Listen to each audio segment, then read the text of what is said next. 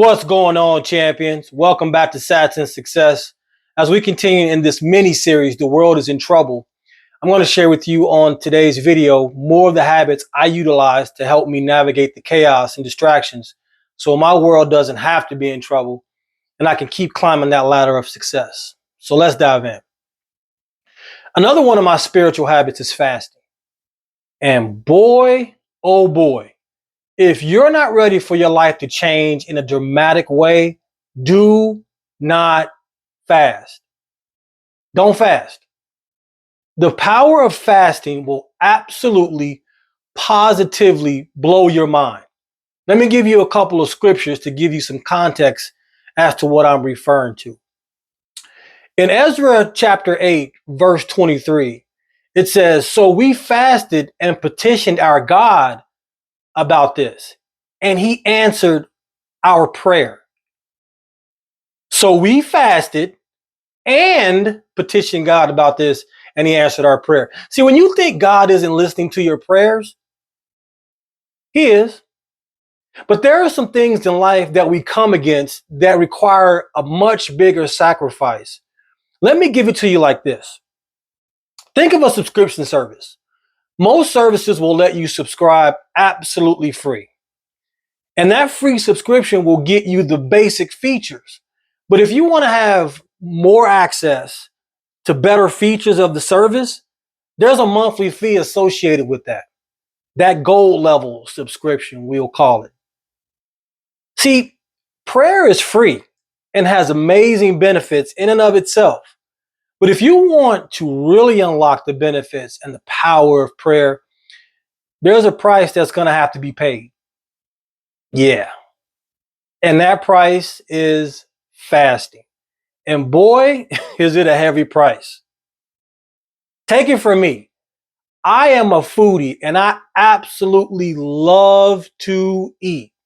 So for me, when I fast, I abstain from eating altogether. I do a water only fast. Now, there's another type of fast called the Daniel fast, which includes eating only certain types of foods like fruit, vegetables, beans, grains, and the like. Now, some of you can't fast due to medical reasons, or you can probably do the Daniel fast. You'll have to consult your doctor as to what your limitations are. Allow me to show you the subscription analogy in the scriptures again. In Matthew 17, verses 14 to 21, Jesus had just came down from the hill and he's approaching the crowd. And there's this boy who's possessed by a demon. And the parents wanted Jesus to heal the boy. And they told him how they brought the boy to the disciples to heal.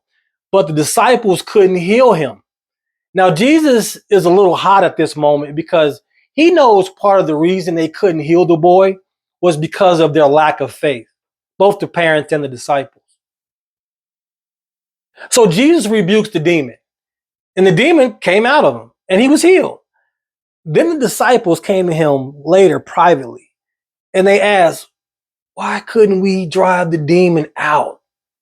And Jesus gave them two reasons. He says, "Look here, fellas. For one, your faith wasn't big enough. Then he says, two, this kind of demon does not go out except by prayer and fasting." See, the disciples needed that paid subscription to access the benefit of fasting, to do what they needed to do.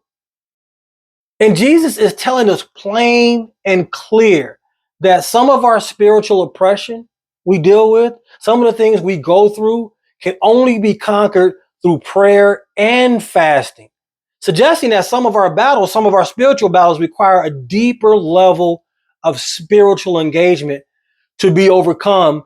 And when you subscribe to fasting along with prayer, you are able to connect with God on a much deeper level. And I can't even begin to describe to you. Can't even begin to describe it to you. It's one of those things you just simply have to experience for yourself. Now, before I move on to another mental habit I practice, this is the most important thing you have to remember about fasting. Fasting without prayer is simply dieting.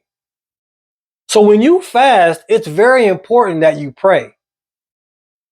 Got it? Good. So let's move on. Another one of my mental habits is positive affirmations. Now, full disclaimer, I don't use them nearly as much as I used to when I was in the gutter climbing the ladder of success. But back in the day, it was a powerful tool. If you study almost any successful person, it will tell you they used or use positive affirmations. Positive affirmations, they do a number of things. One, it enhances your self esteem and confidence, it improves focus and motivation. It counteracts negative thoughts, those negative thoughts that come into our brain from time to time. It counteracts that. And guess what else positive affirmations do? They reduce anxiety and stress. Man, come on, people. In part one, I told you the world has a global mental health crisis that is on the rise. In part two, I showed you how I use cold plunges because they too reduce stress. Here in part three, I'm showing you how I use positive affirmations yet again to reduce stress and anxiety. Imagine what would happen if you consistently practice all of these habits. Just imagine. Just imagine. Now let's move on to another one of my physical habits. You guys want to know what another one of my physical habits is? Do you really want to know what one of my physical health habits is? You ready for this? It's fasting. Yes, it's fasting. That's right. Fasting not only has spiritual benefits, it has physical benefits as well, which is pretty obvious, right? Okay. I'm here to tell you, if you didn't pick up from the spiritual part, please pick this up now. Fasting is a bad mother sucker. A bad mother sucker. Fasting heals your body in ways that no medicine, no doctor, no nothing on this earth can, but by fasting. Fasting triggers what's called autophagy, which is a cellular process that removes damaged components and promotes cellular repair. And that, my friends, is beneficial to brain health, as well as reduce inflammation and metabolic flexibility. Now, here's the catch. This cellular repair is not a basic feature of fasting. This feature is part of the upgraded fasting package, and it's going to cost you. It's going to cost you. And here's what it's going to cost you. That cellular repair, that autophagy phase, it typically begins between the 12 and 16-hour mark of a fast. And then it becomes even more pronounced after 28 to 48 hours of fasting. But you'll have to do a water only fast. Water only. Now, to benefit, water only to benefit, to make sure you benefit from it. Okay. And actually, at this very moment, I'm fasting. I'm at the 19-hour mark, which has triggered that autophagy phase. And I'm going to do a 36-hour fast, maybe 48, but 36 at the minimum. Okay. So other benefits of fasting includes weight management. At minimum, again, I'll do a 36 to 48-hour fast. I'll lose 5 to 6 pounds. And when you start eating, coming off of that fast, make sure you don't go back to eating junk. You just cleaned and flushed out your system. So ease back into eating with some soup, salad, some eggs. Stay eating clean for as long as you possibly can. Fasting benefits heart health, blood sugar control. Fasting reduces insulin resistance, and this is one of the main contributors to type 2 diabetes. Insulin resistance contributes to obesity. Okay. All right, let's move on to the last of one of my financial habits. One of my habits, which is the financial health. And do you guys want to take a guess what this habit is? Do you want to take a guess? Do you? What do you guys think is one of my financial health habits that I consistently utilize to help climb that ladder of success? It's fasting. It's fasting. I told you earlier, if you're not ready for your life to change in a dramatic way, do not fast. Don't fast. Now, how does fasting help me financially? You may be asking. Well, think about it. If you're not eating for 24, 48, 72 hours, like I tend to do at times, you're not spending money on food. And some of you guys eat out way too much, DoorDash food in way too much, and you need to stop that. You need to stop that. When I fast, especially a 48 to 72 hour fast, I am very intentional about taking the money I would have spent on food and buying more assets, in particular Bitcoin. I take that 15 bucks I would have spent at Chipotle and I stack more sats.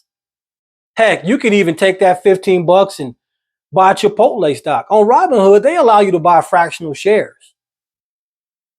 And that way, when you go in and get that burrito with the chips and guac, that sounds, I'm fasting. That sounds good. Let me stop. Um, Man, that sounds really good. Really good. But that way, when you go into Chipotle and you go get that burrito with the chips and the guac, at the very least, you're investing back into the company you own a small part of. You see how the wealthy mind thinks? I'm going to leave you with this.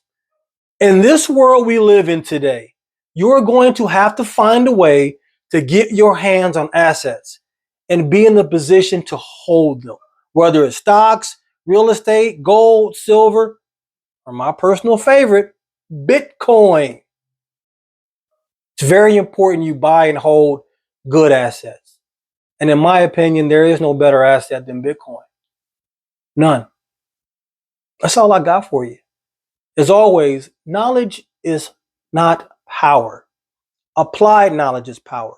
You've been given some knowledge on today. The question I have for you is, how are you going to use today's knowledge to enrich your life? Be blessed. I love you, but God loves you more. Peace.